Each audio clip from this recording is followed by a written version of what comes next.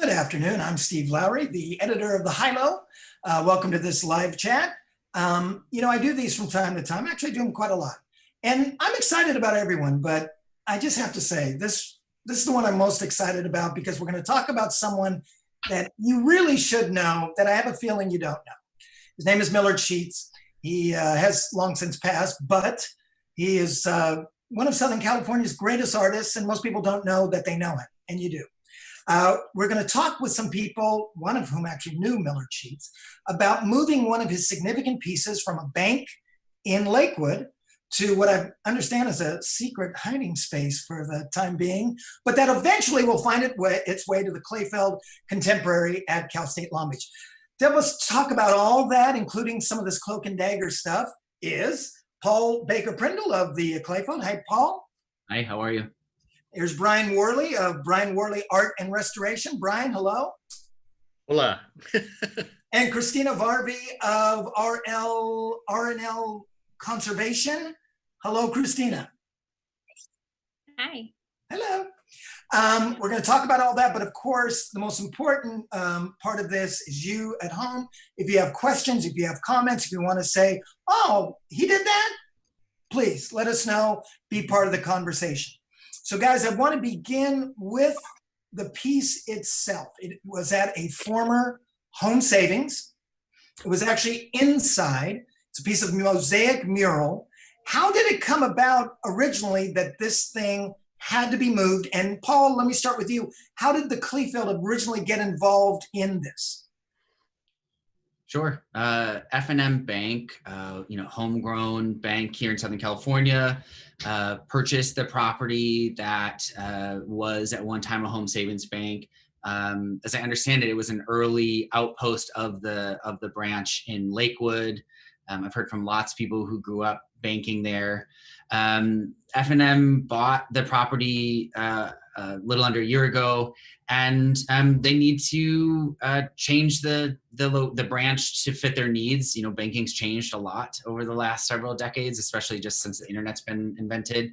So the Mosaic just didn't have a place in that space anymore. And the architect who does all the work for F&M reached out and asked if we'd be interested. We took a look.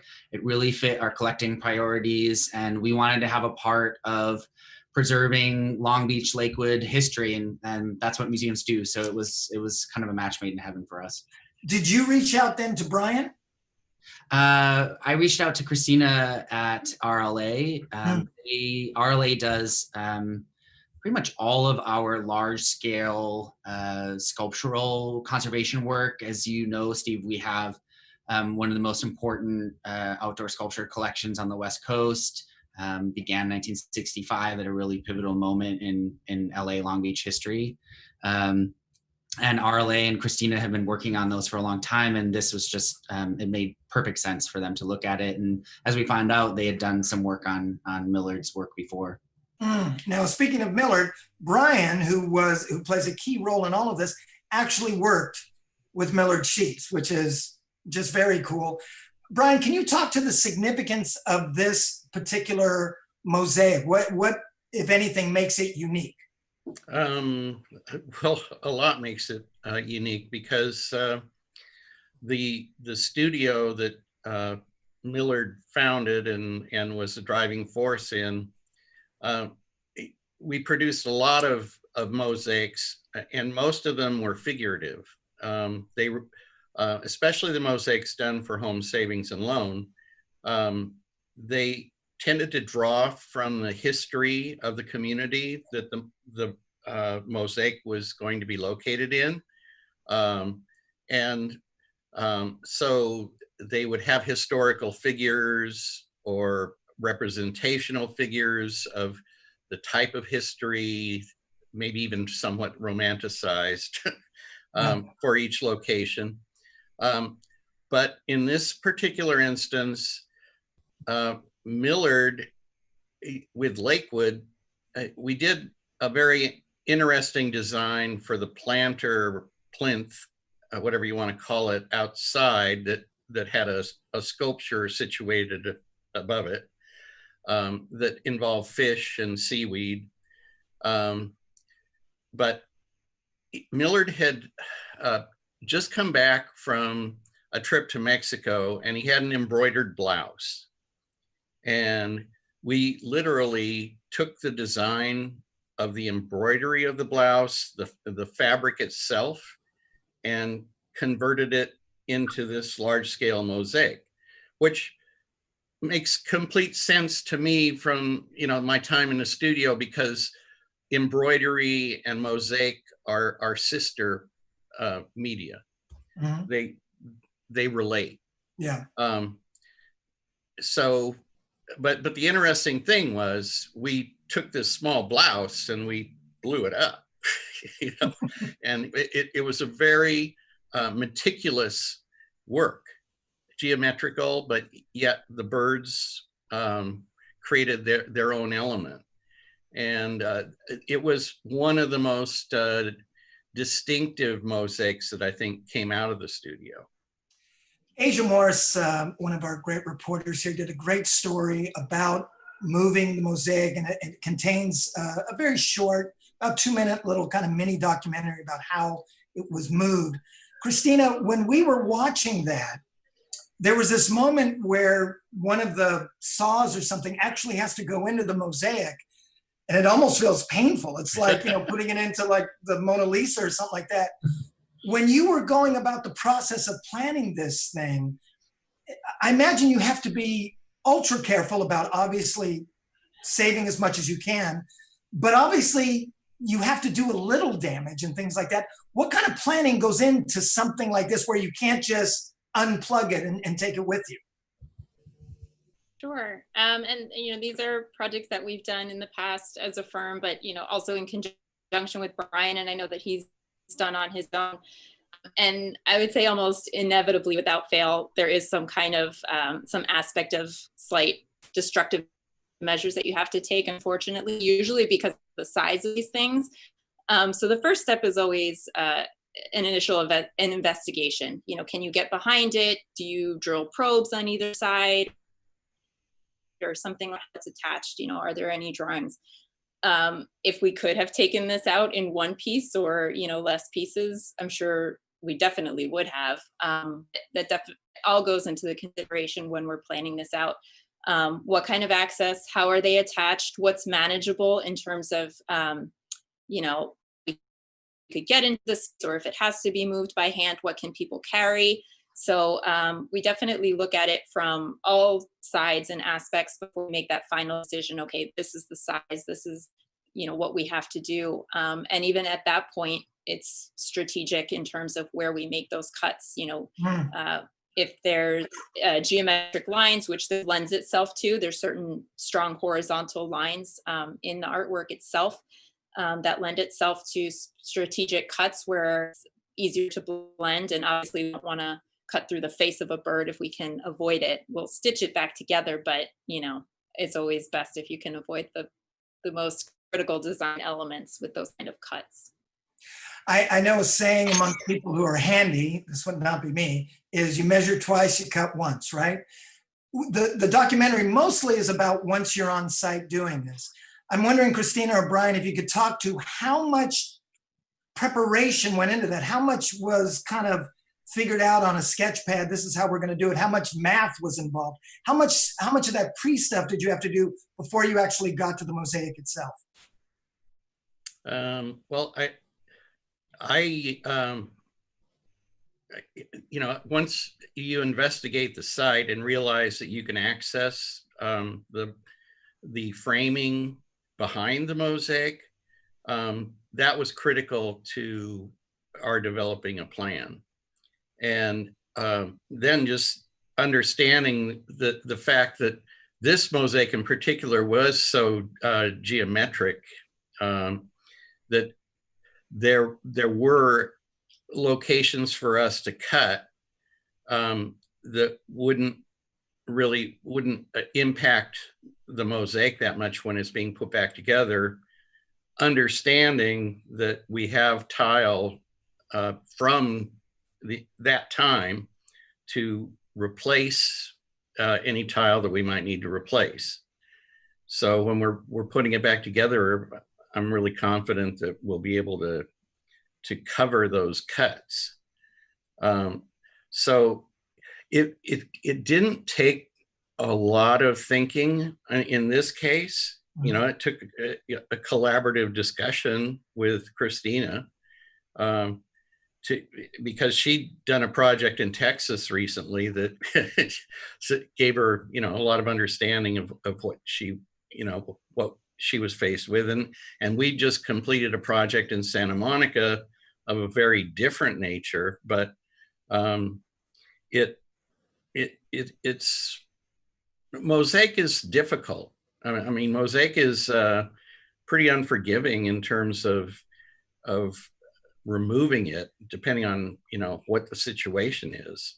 But Lakewood, fortunately, was perhaps one of the easier removals that Christina or I have experienced, and it can be reconstructed readily.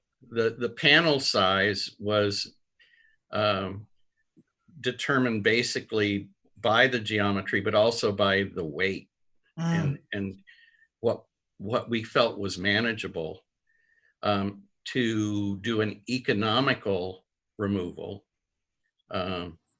because you can get heroic.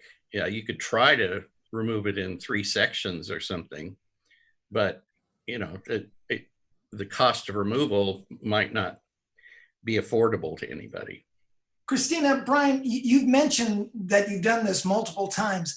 These things are gorgeous. If you don't know at home, if you grew up with home savings or you go by banks now that have become other things, you know these as those huge murals you see outside that, as Brian described, normally describe what's gone on in the area. A lot of times there's cowboys, a lot of times there's fishermen, these gorgeous, gorgeous kind of public art scenes. I find it amazing. Why would you want to move? They're so beautiful. What's normally the reason that these things have to be transported somewhere else? That Christina, you want to you know, yeah, I mean, yeah, it's a range of things, right? Some, for one that we moved in Texas, it was because it was obscured by other, you know, like trees that had grown up and modifications that they had made to a building. It was a hospital. They wanted to showcase trying to do the right thing, and they relocated it still on their campus.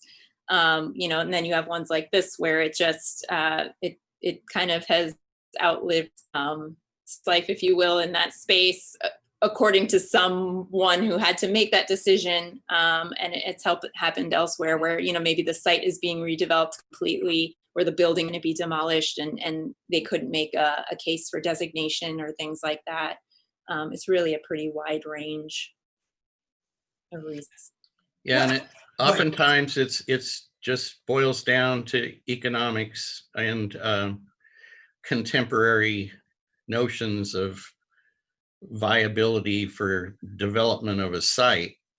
One of the things that Home Savings did as a strategy was they always picked a prominent corner in a community, and those are often still prominent corners.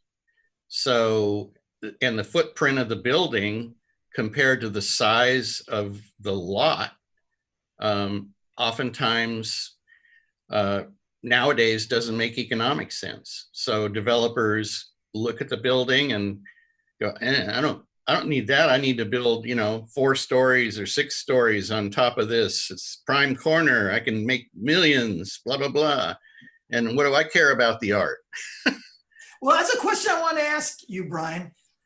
You know, maybe it's just me. When you see the Chrysler building is a beautiful building.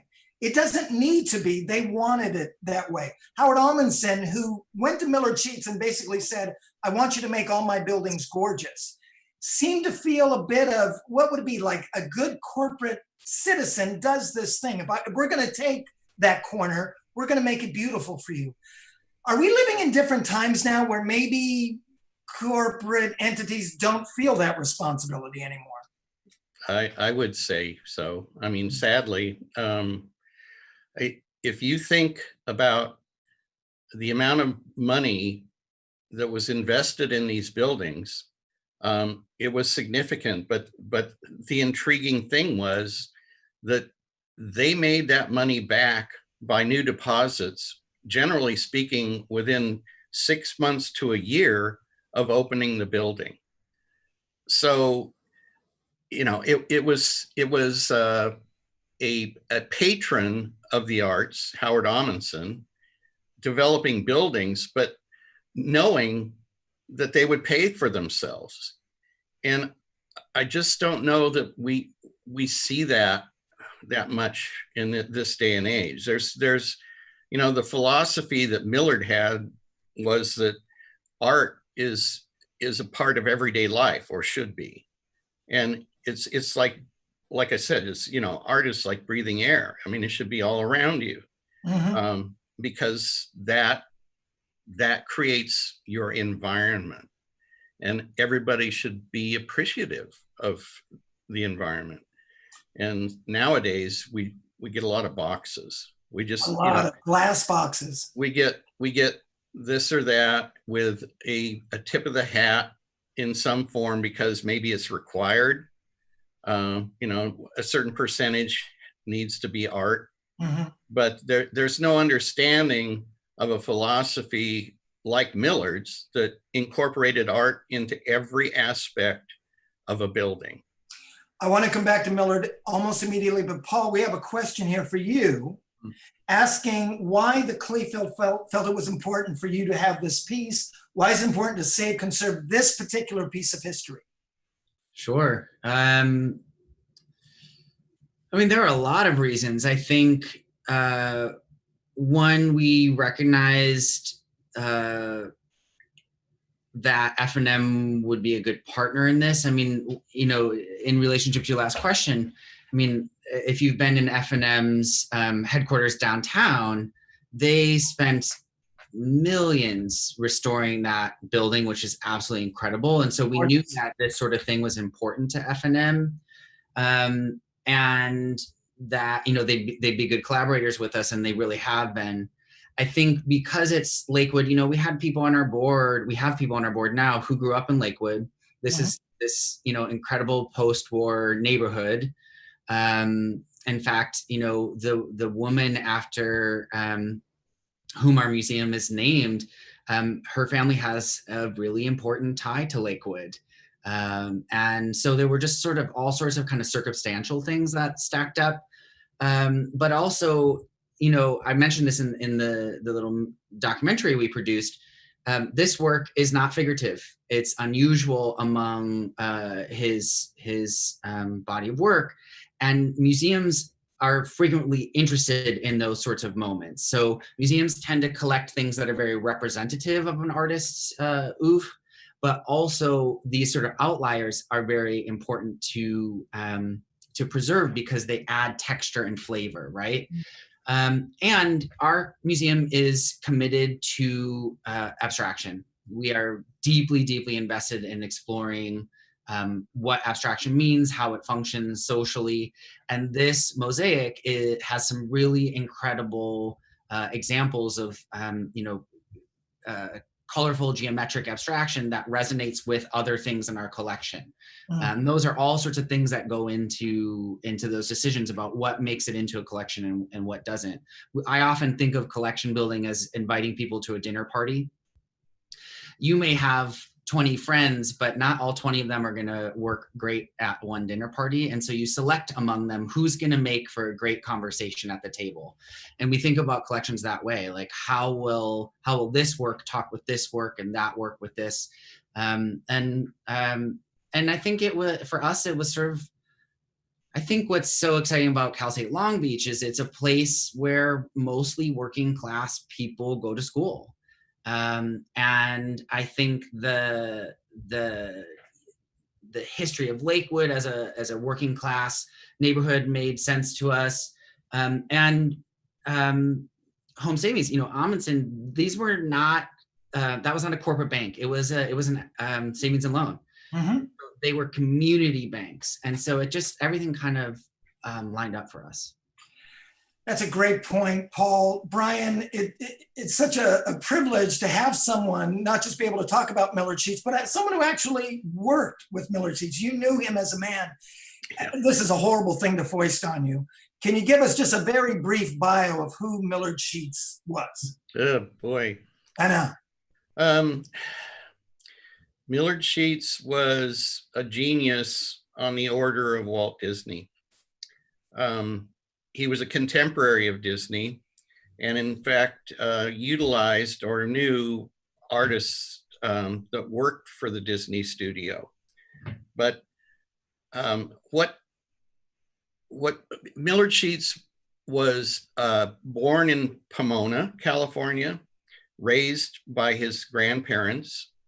At the age of 18, he was recognized as an artist of significance. He won multiple awards before he was even in his early 20s, and a couple of them national competitions. He's considered the founder of the California watercolor school.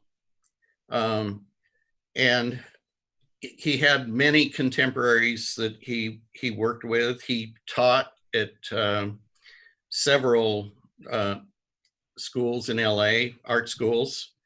And then ultimately he was given the opportunity to sort of create an art department at Scripps College. And he brought in artists of national renown to teach there. And while he was doing that, he was also founding his studio and developing a clientele, primarily Howard Amundsen, for his work. And he wasn't just an artist. I mean, the thing that distinguishes Millard, I think, more than anything is because art is a tough career. A lot of people go for it and don't make it, but Millard was an artist businessman. He was as much a businessman as he was an artist. And he really knew how to talk to people and convince them of the importance of art. And he also was very collaborative. I mean, this studio he created, in creating all the home savings and the Scottish Rite temples in San Francisco and Los Angeles, he employed artists that are nationally known now, like Harrison McIntosh, Sam Maloof. Oh, wow, really? Yeah. Yeah, Sam Maloof, actually, I was Millard's last gopher. And Sam Maloof was one of Millard's first gophers. And Millard supported Sam in getting into furniture making. In fact, Millard was one of his first clients. But Millard was also the director of the what's now the Millard Sheets Art Center at Art Pavilion at the LA County Fair. And he staged exhibitions at the LA County Fair that people that allowed normal people to access art that only international museums would exhibit. I mean, it's phenomenal what some of these exhibits at the LA County Fair incorporated. And it was because he had this reach. He had the ability to draw and bring very high quality museum art to an exhibition at the LA County Fair, so the average person could walk through that pavilion and experience it. Was that part of his philosophy, that he wanted to do art for the people, not just the kind of people who can afford it? Yeah. Yeah, absolutely. Yeah. And again, you know, the whole notion of home savings was incorporate art throughout. So it wasn't just the exterior mural on the building. I mean, the other side of it is, while he wasn't an architect, Millard designed all of the buildings and then handed his drawings over to staff at one point he had, I believe it was 5 architects on staff at the studio doing the drawings. And it related to the interior woodworking. It related to the furniture that was going to be incorporated in the building. Even the lamps, some of, like at the Scottish Rite Temple, Harrison McIntosh and Rupert Deese created these beautiful ceramic bases for lamps. And sadly, they've gone to the winds, but he would bring in all these artists, sculpture at the front of the building, sometimes sculpture inside the building. So it was and stained glass and painted murals inside the building. So it was a complete experience. And Brian, how much, when we look at this mosaic or one of the murals, how much was he actually with his hands creating this, and how much of it was him directing other people? By the time I was working there, it was him directing, and in terms of mosaic, it always was. I don't think Millard really got his hands into creating the mosaic. He had a collaboration with Gene and Arthur Ames, who taught at Scripps. They actually, I believe, led him into understanding mosaic. And in his travels throughout the world, I mean, during the war, he was a reporter for Life magazine, and he painted paintings of watercolors of what he was seeing in battle and the results of battle, and those were published. So but he was traveling in Europe and around the world, so I'm sure he saw all kinds of impressive buildings, and mosaic is part of that. But coming to Claremont, meeting the Ameses, they developed a rapport, and the Ameses were involved in creating some mosaics for churches in Southern California. I think Millard initially tried to get mosaics fabricated in Italy, but he wasn't pleased with the results. And so he developed the studio to create mosaics to the standard that he wanted. And by the time I was there, the studio was really at its peak. And what we were doing was working in a form of mosaic that relates to Byzantine mosaic, not Roman mosaic. Mm-hmm. And it was phenomenal. I mean, but that was just one element, the mosaic. Then there was a stained glass, and Sue Hertel, his right-hand person for 30 years, was involved with the design of the mosaics, overseeing the color selection for the mosaics while we were fabricating it. But then she was also doing the stained glass and going to the two stained glass studios that we worked with to paint on the glass and then have that paint fired onto the glass, which you could see at many of the home savings, where there are faces, there's wording, there's all kinds of things. So we were doing that, but then Sue was also painting with Millard a lot of the murals that are on the interior of the banks onto canvas in the studio, and then the canvas was removed and installed like wallpaper in the bank. Yeah. By the way, if you're a sports fan, Millard Sheets is responsible for what is known as Touchdown Jesus at the University of Notre Dame. It looks like Jesus is saying a field goal is good. That is a massive thing. I've actually taken a picture in front of it with my son. That's Millard Sheets. Paul, I wanted to ask you, Brian mentioned this is a homegrown boy who makes good and does all this art all around the city, all around the region. If this is New York, I can guarantee you everybody knows who this is, right? This is our guy, and he did all this. Why don't more people who are from this area, born and raised, Why is Millard Sheets' name not on everybody's lips? That's a tough thing to theorize. I mean, I think part of it, sort of big picture is, for much of art history on the West Coast, we've always been sort of comparing ourselves to New York. And so much of the forms that we engage are sort of replications of what's happening on the East Coast. And, there have been some really great exhibitions over the years that seek to kind of recuperate some of what has been kind of lost to history, but the sort of dynamism of what's happening here. But I mean, I think New York has always just sort of been the catalyst that drives the telling of art history. And so ours is often told relative to it.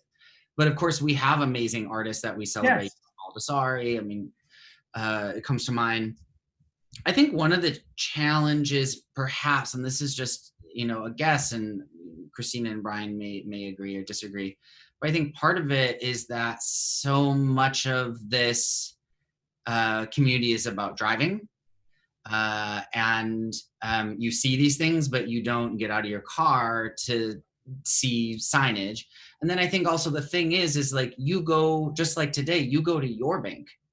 And so you might not have gotten an understanding just of how widespread it was. I don't know. I don't have like a totalizing theory for it, but I think also, and this is something that Adam Aronson talks about, what Millard Sheets, a scholar who writes on Millard Sheets, what Millard Sheets was doing was not the main topic of conversation in art circles. And our collection at the museum is very much about what the main topic was, which was mid-century gesturalism, abstract expressionism. And as I understand it from Aronson's scholarship, is Millard Sheets had an appreciation for that and saw it as a valuable artistic pursuit, but he wasn't invested in abstraction himself. Correct. Thanks, Brian. Yeah, and so I think, and I actually think there's a powerful lesson in that. And I think it's something that we're starting to see more and more of, this sort of pluralist approach to art. Like, we've really gotten rid of isms now. We don't talk in isms about what's being made today. I always say to my students, it's like, the human brain is capable of understanding a lot of things. Like, we don't have to put everything in a little box. And I sort of wonder if he was working today, if he might have enjoyed a broader and deeper, awareness, and we wouldn't be having this conversation about how do we recuperate his memory out of history. And I would say that Millard was overtaken by the abstract movement. He was a representational artist, first and foremost. And, he attained quite a bit of recognition, but this was at a time that the art world was moving towards abstraction. And he wasn't on board. He was who he was. So that's true of the I building. think over time, he wasn't in the forefront. Christina, we're running out of time. I could talk about this for another 2 hours. But Christina, the thing has been cut, set aside in a secret location. Again, I want to make that clear. What is the plan now for putting this thing together?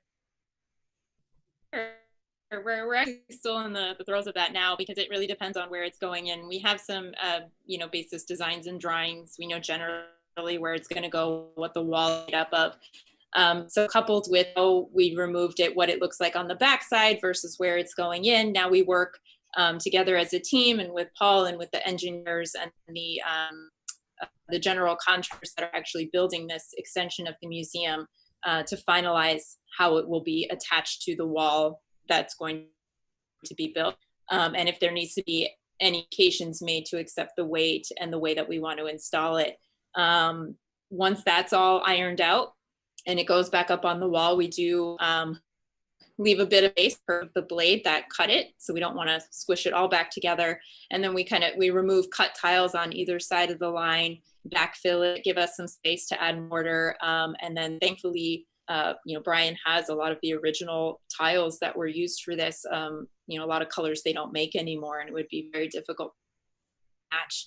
And they kind of stitch it up and make it seamless and grout it that way. So yeah, we're still working through it. It's always a work in progress, but there's definitely a pathway forward, as we've done in other iterations of moving large scale mosaics. The internet is rife, Christina, with these kinds of projects gone wrong. There's a couple that have become rather famous. When you're doing it, it was funny, when you and Brian were talking about this, it sounded like someone just adding on to their den or something like that. Oh, we're going to put some plywood and do this and that. You wouldn't know it was this priceless work of art. I'm just curious, when you're doing it yourself, is your stomach a little clenched every step of the way? Like, oh man, don't let me screw this up. Yeah. I mean, to Brian's point, less so on this one. Thankfully, it was a lot more straightforward. When you have other ones where maybe the attachment is the other one that we removed was attached in 3 different kind of manners to the wall. It was like metal studs and wire mesh, and there was some brick behind, and there was concrete. So it was a lot more complex in that regard. So that one's definitely a bit more challenging. I think in terms of getting reinstalled here, once we figure out how we want to attach it, at least in my opinion, the most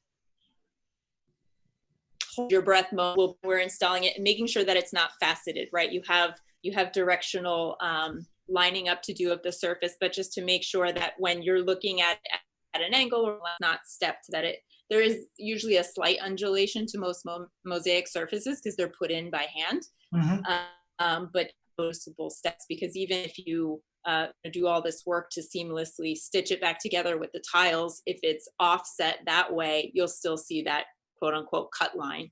Mm-hmm. So that's going to be, from my standpoint now moving forward, the most challenging point. But like I said, we've done it before, and I know Brian has other installations. So but to his point, they're beautiful and they're very robust. They can withstand a lot. People have been making mosaics for thousands of years. The color of glass is sometimes hard to match, but they're almost like they're pixelated in a way, right? So you really have some wiggle room in that regard. Thankfully, we don't have to fudge anything. He has all the tiles, but it's it always looks worse before it looks better. Well, then, well, listen, we've gone way over, but I found this completely fascinating, and I think that's what's really important. I enjoyed myself. I want to thank you all for being here, and I would hope that when this thing does go back up, that we all can get back together and talk about how that went and have a look at it. So thanks again for joining us. I appreciate it. And to you at home, we appreciate you being there as always. We'll have another live chat tomorrow at 1 o'clock tomorrow, but enjoy the rest of your day. Bye-bye.